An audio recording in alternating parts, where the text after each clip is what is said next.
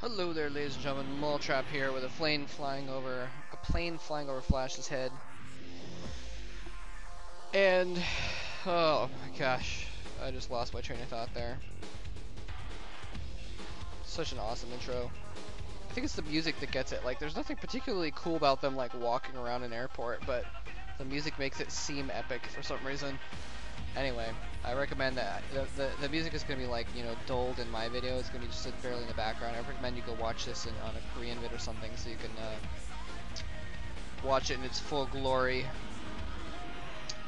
Anyway, we're going to have half the people in this intro scene are going to be eliminated by the end of the week. Ladies and gentlemen, we are almost to the end of the round of 16. This is game 5. There's only 6 games in the round robin sets.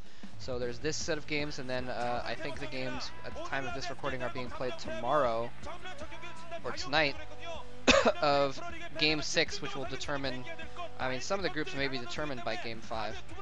But so far they're not actually. I forgot to check Fantasy and Calm what their records are. Calm I know is 0-2, so he is not in good shape at all. Let's see, Fantasy, Calm. Who else is in that group? Oh, that's of course Zero's group. How could I forget Zero? Zero's 2-0. Calm is 0-2. Fantasy, I'll have to check what Fantasy's at. Sorry, I forgot to check beforehand. It's always like, whenever I start a game, it's kind of like, I sit there, it's kind of like, you know, like when you're leaving to like go to the store or something like that, and you're like, you kind of pause where you're like, do I need anything else? I got my wallet, I got my keys.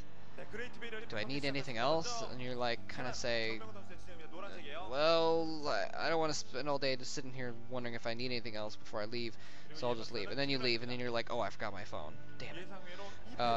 So that's kind of what I did here. As I started recording, and I forgot that I forgot to look up and see what the records were, so I knew where these people stood. But it's okay. Anyway, so we got, yeah, Zero is at 2-0 in this group. Calm is at 0-2. And, let's see who the other person is. We got Fantasy. I'm checking his stats right now. By the way, Fantasy, the yellow Terran at the left side, of course. Calm is going to be the Zerg player at the top side of the map there. Anyway, so we got, let's see, Fantasy, Pure, that's the last guy, Pure. Pure. And let's see, Pure I think is doing pretty well in this group as well. I think he's at least 1-1. Let me double check. Let's see, he lost to Fantasy and he beat Calm. So yeah, so Pure is 1-1. So let's see, so we got Fantasy's at 1-1, Pure is at 1-1. Calm is at 0-2, and Zero is at 2-0. Okay, so that means that, okay, so yeah, it is going to depend on the next game between Zero and Pure as to what happens.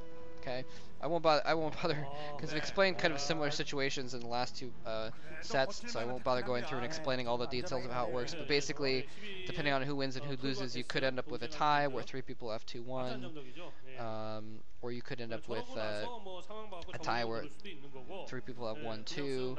Because when there's 2 people that have 1-1, and there's one that has 0-2 and one that has 2-0. You could go either way. The two people that have 2 and that have 1-1 could get wins and get two wins. There could be ties for 2 wins, or they could get losses. There could be ties for 2 losses. Anyway, so we got a pool going up, and Gas actually relatively early here for Calm, going for a 2-hatch build, or he may go for what we see a lot of times these days is kind of a 2-hatch, and then they get a 3rd hatchery. They get a 3rd hatchery sort of, what am I trying to say? Before their mutas come out, before their spire pops. It doesn't look like that. It looks like he's going for an actual sheer 2-hatch pressure build because, yeah, Fantasy realized this because he's running his, oh, he's gonna trick a Marine through. Oh, he's gonna try to trick a Marine through. Oh, fail first attempt. He's gonna try and get through. Can he get it through before the Zerglings come? He does get the Marine through. Wow. He gets the Marine throw, so now that Marine is going to be able to stop mining at that expansion until he can maybe trick some Zerglings through, or or mine out the one side or the other, which is probably gonna have to trick Zerglings through to kill that Marine. But in the meantime, that Marine is gonna be able to hit any drones that try and mine there. Anyway, but yes, he got his pool very early. I wasn't paying attention because I was looking up stats, but I believe he got like an overpool or something like that, because his pool was almost done when his hatchery was just going up. So that means he got his pool first. So a very, very aggressive early build, getting that. He's probably got his lair going already, I'd imagine. But yes, lair is up. Spire already started, so this is a very, very fast Spire. So Fantasy's really going to have to work to get forces out in time here to deal with these fast mutas, and he's got his factory going down. Are we going to say, oh, he's trying to mine out? Why is he trying to mine out the minerals on the right? I think those look like they're larger mineral patch. That's weird. Maybe he's trying to tempt the Marine over to the right so he can mine out the patch on the left.